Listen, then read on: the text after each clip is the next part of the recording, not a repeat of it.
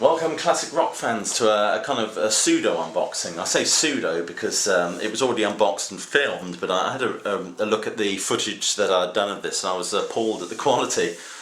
So I deleted it and I've re-added it for those of you who are still not sure whether you should buy it. I'm pretty sure the Tull aficionados have rushed out and purchased this a week or so ago anyway, as I did. But those of you who are still dithering, a look at this might change, persuade you to buy it. I mean, I was never that keen on this album, but listening to it again made me realise it is actually a very, very good album, I think. Also, we got the lovely box that these Stephen Wilson remasters are presented in, faithful reproduction of the artwork.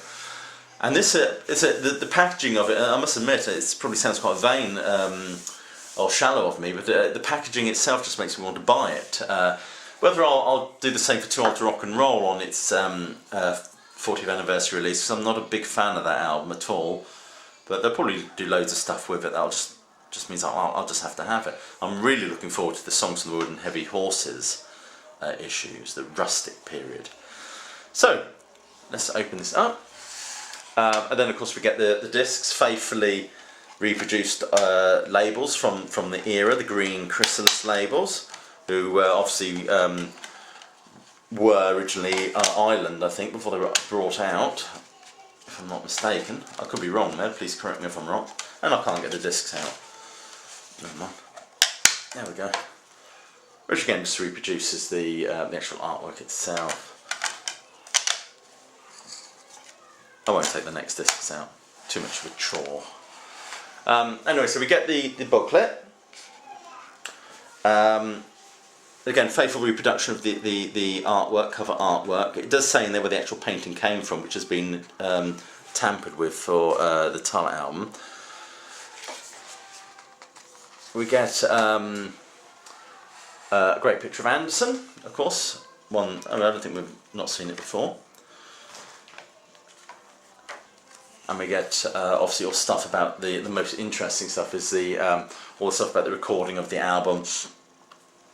And you know, all the Tull stories aren't as salacious as you get from a Kiss reissue or a Stones issue, but yeah, interesting in a way because it really goes into great detail about the recording of the album, the songs and stuff like that.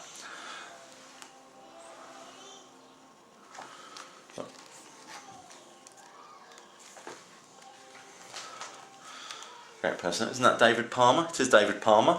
Now, of course, he's had his procedure, so he's now known as D. Palmer.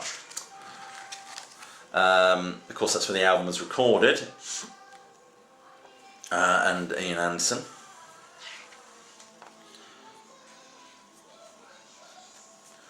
Whoops, missed the page again. Lovely picture of Martin Barr, or Sir Lancelot Barre, Barrymore Barlow, great drummer. Don't know what he does there. And here is the original artwork. This is the original painting, shall we say, which is 12th Night Revels in the Great Hall by Joseph Nash. That's the original painting, which they altered, of course, for Minstrel in the Gallery. Some great pictures of the iconic stripy suit. Ian Anderson adorned in copies. Again, great pictures. None of them which I think are unusual. I don't think there's any that I've not seen before, apart from some of the ones from the studio, the snaps. I can't remember his name actually. God, I've forgotten his name. It's not Jeffrey, is it? Or I don't. Anyway, he's replaced by John Glasscock, isn't he? After this. Interesting single releases, Minstrel in the Gallery and Summer Day Sand, which didn't actually make it onto the album, but it was released on the 20th anniversary box set, if any of you remember that. That was a great box set.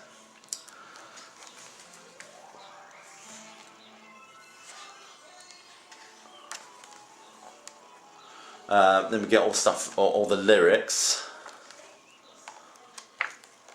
Trucks Up Rummer, which is get my teeth ready.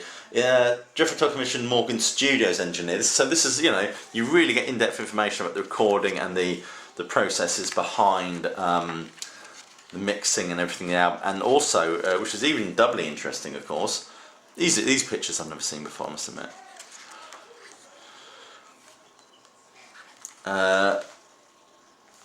Transcript of a recorded telephone inquiry. I mean, you really do get it really is the dog's bollocks as far as Tull releases go. Lovely picture. Great picture, isn't it?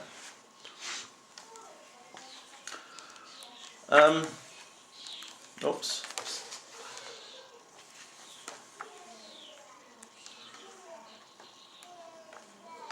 The touring minstrel in the gallery, all the tour dates and stuff like that, and you get interesting snippets from press and things like that.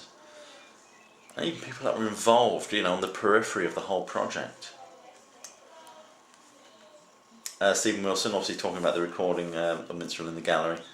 I haven't read all this yet. I've just been a bit busy lately, so I've not had time to do this. And then we got the DVDs and the extra stuff. The DVD audio, and of course what's really interesting, of course, is the live in Paris, 1975, the gig live in Paris in 1975, which is, I think I had on a bootleg originally, but anyway, you've been watching a kind of an unboxing. Please please click like, subscribe. Most importantly, please God, I'm really losing it today, aren't I? Please keep listening. Thank you.